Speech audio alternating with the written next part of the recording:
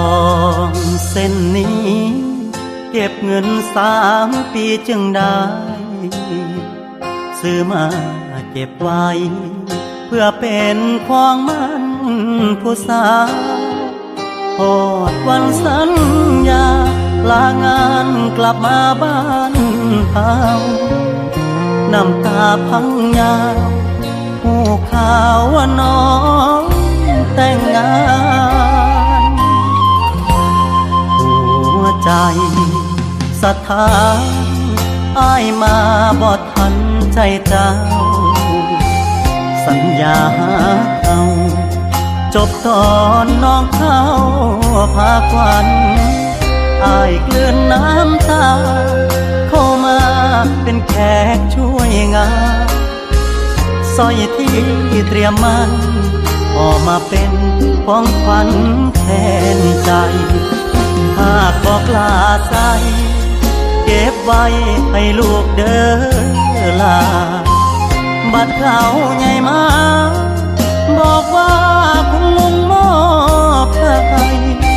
อ้ายเสียหักแล้วอย่าให้เสียความตั้งใจยิ้มรับของขวัญคนไทยก่อนลาใจไปชั่วชีวิตสร้อยทองเส้นนี้บ่มีสิทธิ์เป็นของมันมอบเป็นของขวัญช่วยงานแล้วอ้ายสินี้กระเป๋า1 ใบกลับไปสู่งานอีกทีจากบ้านวันนี้อ้ายบ่มีน้องยืนส่งทาง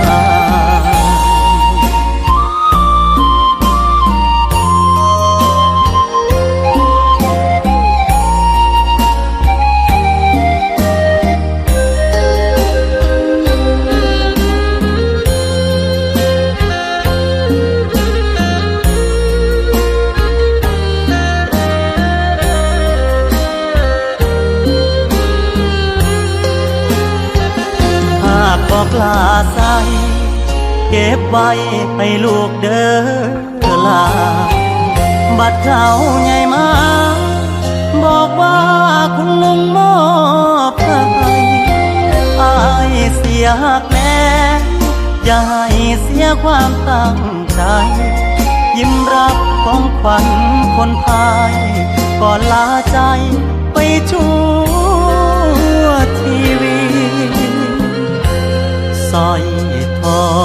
งเส้นนี้บ่มีสิทธิ์เป็นของมันมอบเป็นของขวัญช่วยงานแล้วอ้ายสินี้กระเป๋า1 ใบกลับไปสู่งานอีกทีจากบ้านวันนี้อ้ายบ่มีน้องยื